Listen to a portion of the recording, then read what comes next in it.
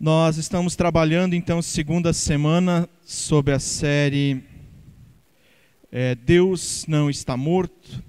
O pastor Rafael, na semana passada, trouxe a primeira das pregações dentro desse tema, dessa série. E nós temos pelo menos 3 razões que nos motivaram a trabalhar nessas 2 semanas com essa série. Com isso eu quero recapitular brevemente para aqueles que não estiveram na semana passada, para entender como nós partimos disso. Se você quiser assistir a pregação na íntegra, ela já está lá no Face, pelo Face da comunidade, você tem acesso a ela. Mas semana passada era domingo da Páscoa e essa provavelmente ou intencionalmente foi a nossa maior inspiração para falarmos de um Deus que não está morto. Uma segunda coisa que nos ajudou a pensar nesse tema foi um filme que foi lançado alguns anos atrás com esse título, Deus não está morto, e o enredo do filme era que um estudante foi desafiado pelo seu professor para que ele escrevesse numa folha Deus está morto. E ele disse que ele não poderia fazer isso pela sua fé, e então a partir disso tem um embate entre o professor e o aluno. Se você não assistiu o filme ainda, é um bom filme para você assistir. E paralelo a isso, nós descobrimos que essa semana, no dia 7, está sendo lançado Deus não está morto 2. Não assista o 2 sem ter assistido o primeiro. Eles são independentes, mas vai ajudar você a entender essa história. E a terceira coisa foi que nessa época de Páscoa, e de vez em quando, surge de novo, vem à tona, uma frase que é de Friedrich Nietzsche, que ele diz em determinado momento que Deus está morto. E o pastor Rafael nos explicou isso, a razão e a intenção dele no meio disso tudo, a partir disso, é dizer que o ser humano do seu tempo já não precisava mais de Deus. Já podia viver sem um Deus a quem recorrer, um Deus a quem prestar contas e todas essas coisas. Deus não está morto.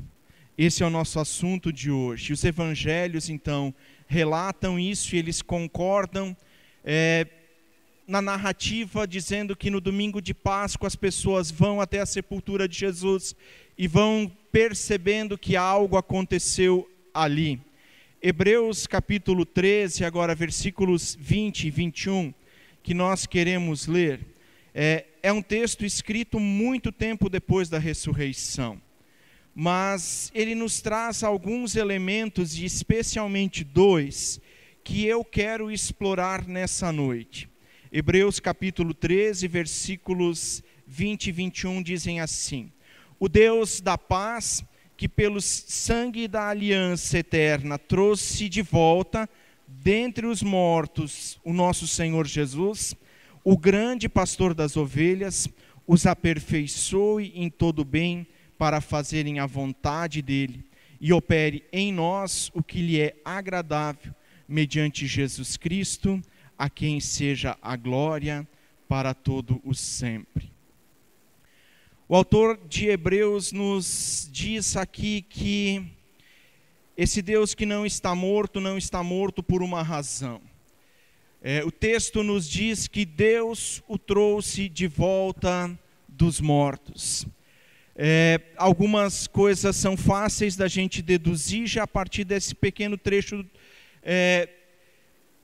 Para todos os cristãos da época, aqueles que conviveram com Jesus, ou a primeira geração depois de Jesus, eles tinham a certeza de que Jesus de fato tinha morrido. Não tinha dúvida nenhuma a respeito disso. Mas eles também, assim como eles tinham certeza da morte de Jesus, eles tinham certeza de que Deus, o Pai, não o tinha abandonado na sepultura. Muito pelo contrário, o texto aqui vai dizer, inclusive, que Deus o trouxe de volta. Ele estava lá, mas o Pai não o abandonou ali. Jesus está vivo. E isso nós celebramos domingo passado e nós reafirmamos hoje. E deveríamos reafirmar sempre de novo. Essa história da ressurreição de Jesus é aquilo que dá base para o cristianismo. Nenhum de nós poderia, deveria, necessitaria estar aqui nessa noite se nós não tivéssemos a convicção de que Jesus ressuscitou. É meio estranho falar de igreja cristã, falar e apenas dizer, bom, Jesus foi um cara legal, ele foi um bom mestre, um bom amigo, ele teve um círculo de amigos bem legal, eles faziam coisas legais, eles saíam para pescar, e quando faltava comida, Jesus multiplicava, e deu. A vida de Jesus não se resume a essas coisas, que revelam também quem ele é, mas a morte de Jesus e a vitória dele sobre a morte, porque Deus o traz de volta, são parte fundamental para nós sermos igreja cristã nesse tempo, para sermos igreja cristã agora. Aliás, dentro desse primeiro tópico de Deus o trazer de volta, essa verdade que a Páscoa nos traz, dela depende a fé cristã. O apóstolo Paulo, em 1 Coríntios capítulo 15, versículo 14, escreve assim: se Cristo não ressuscitou, é vã a nossa pregação, a pregação dele, e é vã a nossa fé. Para a igreja que surge depois da ressurreição de Jesus, a ressurreição é o evento principal. Claro, o Natal também é importante, Jesus precisou nascer, os momentos que Jesus viveu são importantes, mas se a morte o tivesse calado, teria acabado ali. Nós dependemos, enquanto igreja, enquanto comunidade cristã, daquilo que aconteceu naquele domingo de Páscoa.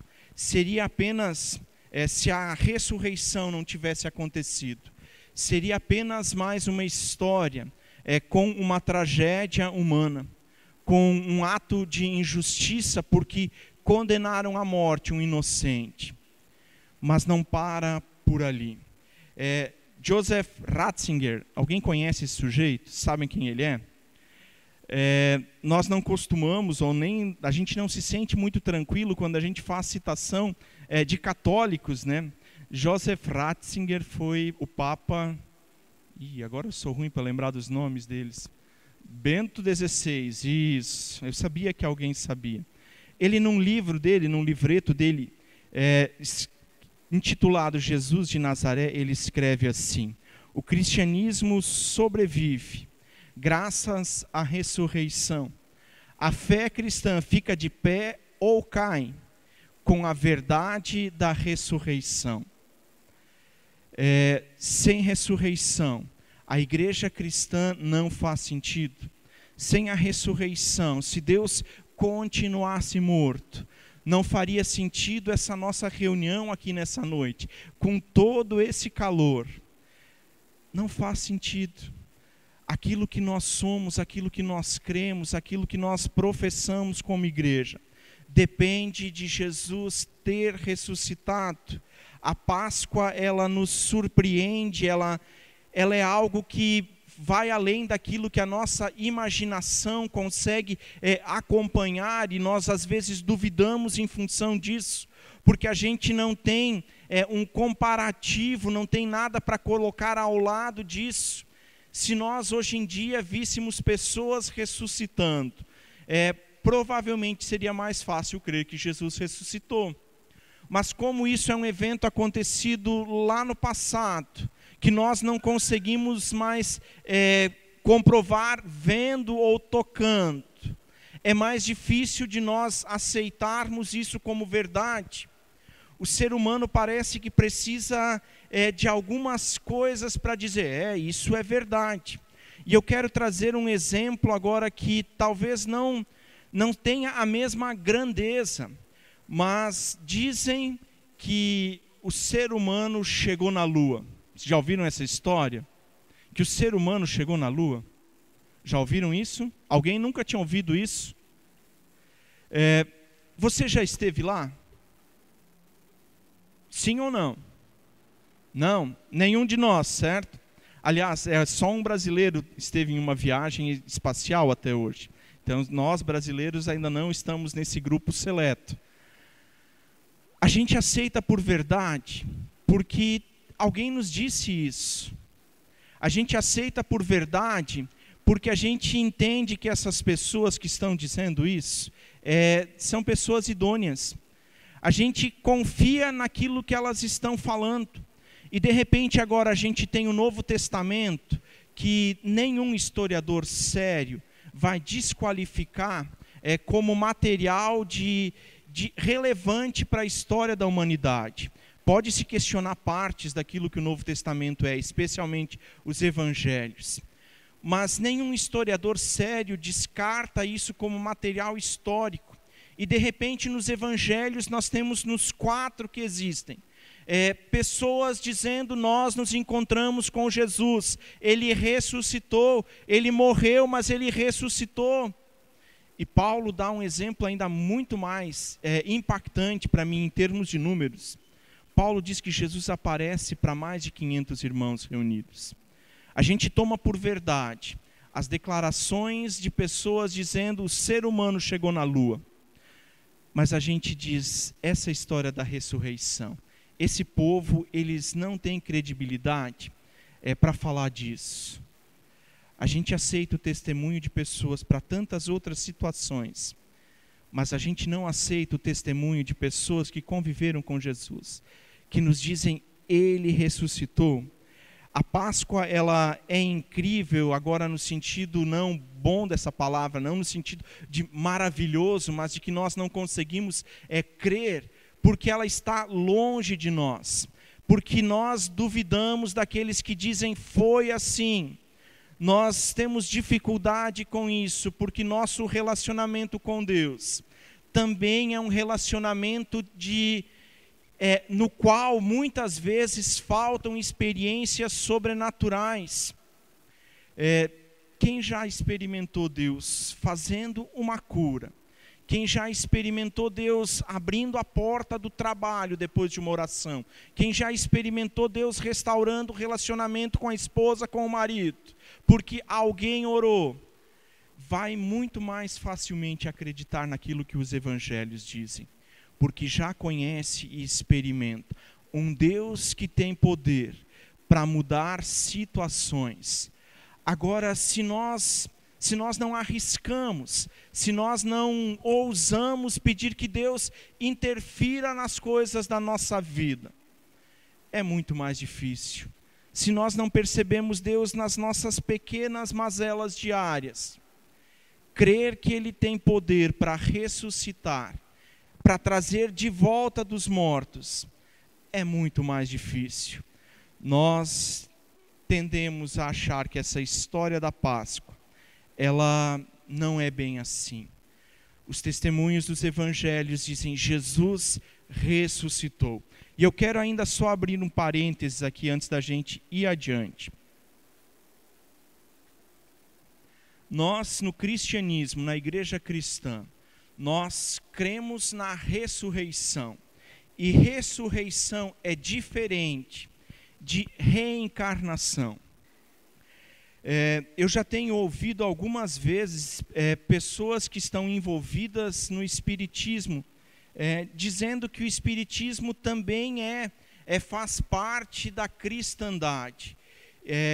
Minha opinião agora, a partir daquilo que eu conheço da Bíblia, o espiritismo e o cristianismo, eles correm para lados opostos. E eu vou tentar exemplificar isso rapidamente. A reencarnação, ela basicamente diz que o ser humano, ele tem que viver a sua vida da melhor forma, ele tem que tentar cumprir com as suas coisas, ele tem que ser alguém que faz caridade e um monte de outras coisas, para que nessa vida, então, tendo mérito, ele possa na próxima vida voltar melhor. E isso ocorre sucessivamente até que ele alcance a iluminação.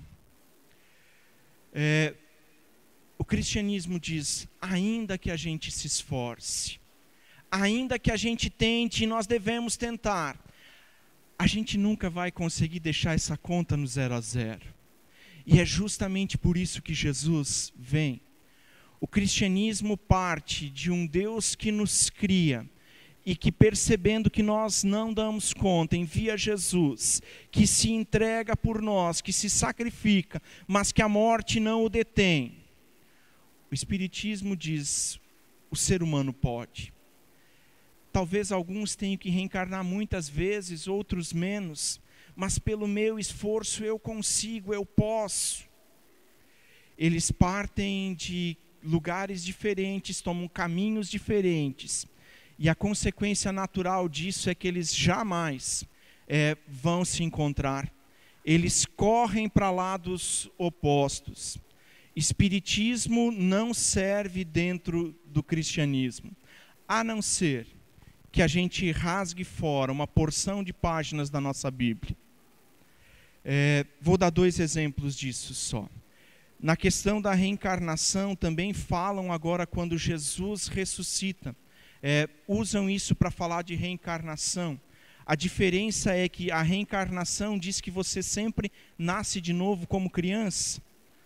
Ou alguns ramos que falam também de reencarnação, dizem inclusive que se você for uma pessoa ruim, você pode voltar de outra maneira, não como humano. Jesus, ele ressuscita e ele aparece como adulto. No meio dos discípulos dele, ele fala, ele ensina, ele come, ele anda. Os discípulos o reconhecem. Eles não precisaram esperar 120 anos para reconhecer Jesus como ressurreto em outra pessoa. E o último exemplo disso, Hebreus capítulo 9, versículo 27. Um pouquinho antes do texto que nós lemos, diz assim: ao homem está ordenado morrer uma vez somente. Depois disto, vem o juízo. Espiritismo e cristianismo não são a mesma coisa. Reencarnação e ressurreição são grandezas absolutamente antagônicas. Nós cremos na igreja cristã, na ressurreição, e se falamos que Deus não está morto, é porque Jesus ressuscitou, é porque Deus o trouxe de volta, é porque Deus deu vida novamente. Apocalipse capítulo 1, versículo 18, quando o apóstolo João agora tem a visão, Jesus chega para ele e se apresenta assim: eu sou aquele que vive, estive morto, mas estou vivo para todos sempre.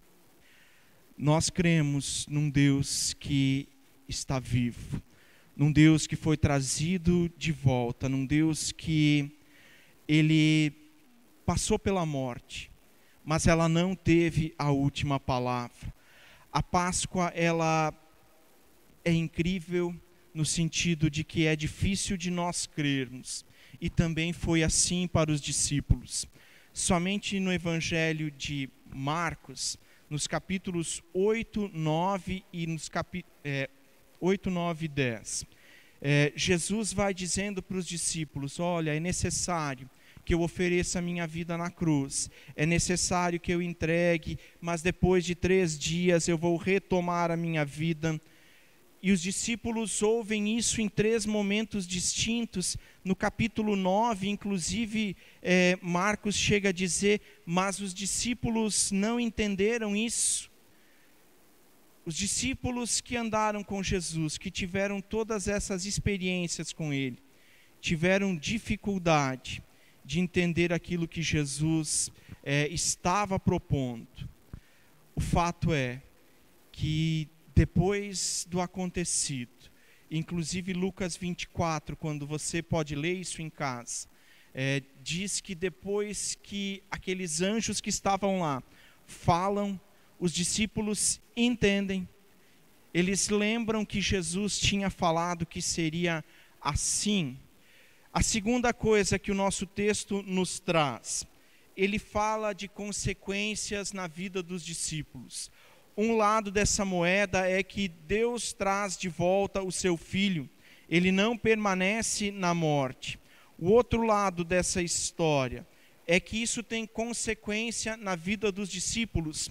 Nosso texto diz que esse Deus que trouxe Jesus de volta dos mortos, Ele nos aperfeiçoaria e nos capacitaria para fazer a sua vontade. Interessante isso de novo, que a ressurreição de Jesus, ela não tem um fim em si, ela acontece primeiro porque Deus não abandonaria o seu Filho na morte, mas ela também acontece porque nós, discípulos, agora com uma tarefa para ser levada adiante, precisamos daquilo que Jesus precisamos daquilo que Jesus prometeu. Ele nos aperfeiçoa para nós fazermos a vontade dele, diz o texto. Se nós olharmos agora os evangelhos e lermos Atos na sequência, talvez faça isso durante essa semana. Se você, eu sei que muitos têm o hábito da leitura, mas quem sabe leia pelo menos a parte final dos evangelhos que falam da crucificação, do sofrimento de Jesus e da ressurreição. Vejam como os discípulos se comportam nesse contexto e como depois no início de Atos tudo é diferente. Claro, tem também Pentecostes ainda, onde o Espírito Santo desce sobre eles e nós precisamos do Espírito Santo para fazer a vontade de Deus. Mas a consequência na vida dos discípulos desse encontro com Jesus ressurreto é que eles mudam radicalmente as suas vidas. Jesus não aparece aos discípulos apenas para deixá-los um pouquinho mais seguros e confortáveis. Jesus, nas palavras finais dele, vai dizer para os discípulos: eu quero que vocês sejam minhas testemunhas. A crucificação foi apenas mais um passo naquilo que é o projeto de Deus para nós seres humanos.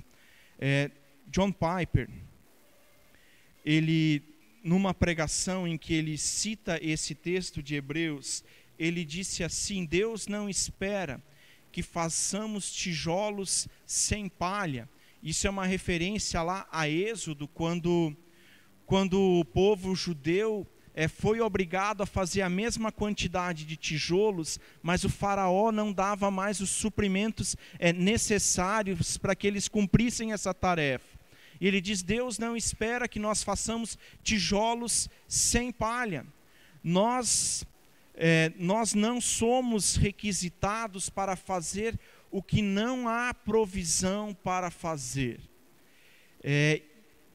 Se a gente agora lembra do texto bíblico lido, que Deus chama Jesus de volta para nos aperfeiçoar, para nos capacitar para fazer a vontade dele. Deus não está dizendo que eu e você somos chamados para fazer algo no qual Ele não nos capacitou, para aquilo que Ele não nos capacitou. Deus operando em nós deseja isso, que as coisas da nossa vida sejam transformadas, e nós falamos disso numa série pouco tempo atrás. Mas além disso, nós somos chamados para fazermos a vontade de Deus. Se é fato que Deus não está morto, que Jesus ressuscitou, esta mesma palavra chama a mim e a cada um de vocês a mudança de vida, a um desejo de fazer a vontade de Deus no nosso dia a dia. Não foi só para a gente se sentir um pouquinho mais aliviado, para nós apenas nos sentirmos um pouquinho melhores, sabendo que o pecado não pesa mais sobre os nossos ombros. É claro que isso é parte importante, é um alívio saber que eu não preciso pagar com a minha vida por aquilo que eu fiz de errado, que Jesus já fez isso. Mas tem consequência para a nossa vida diária. Quando lemos os evangelhos e o livro de Atos, nós percebemos que a ressurreição tem um impacto naqueles homens e mulheres, a ponto deles arriscarem as próprias vidas, deles não medirem esforços para testemunhar quem Jesus é, deles não medirem esforços para dizer que Jesus é esse que ressuscitou e nós somos herdeiros disso. A palavra chega para nós porque esses discípulos impactados pela ressurreição não se calaram. E nós às vezes não aceitamos por verdadeiro o testemunho que eles nos deixam. Quero terminar com algumas questões para nós pensarmos. Se nós cremos que Jesus ressuscitou dentre os mortos, se nós temos a convicção de que Deus não abandonou o seu Filho na morte, se nós temos a convicção de que Deus o trouxe de volta dos mortos, o que nós fazemos com tudo isso? A gente continua levando a nossa vida como se nada tivesse acontecido. Nós continuamos nos escondendo, assim como os discípulos fizeram, antes de saberem que Jesus tinha ressuscitado.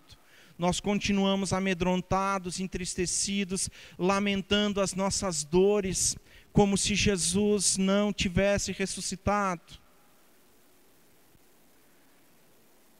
O túmulo está vazio. Deus não está morto. Ele se apresenta a mim e a vocês, assim como se apresentou ao apóstolo João. Eu sou aquele que estive morto, mas estou vivo para todo o sempre. Que a ressurreição de Jesus te ajude a viver com alegria no seu dia a dia. Que a ressurreição de Jesus faça você viver com esperança, não apenas para esta vida, como o apóstolo Paulo diz, mas também para a eternidade. Que a ressurreição de Jesus aconteça na tua vida, de tal maneira que você deseje cumprir a vontade dele. Que seja assim contigo, que seja assim comigo. Amém.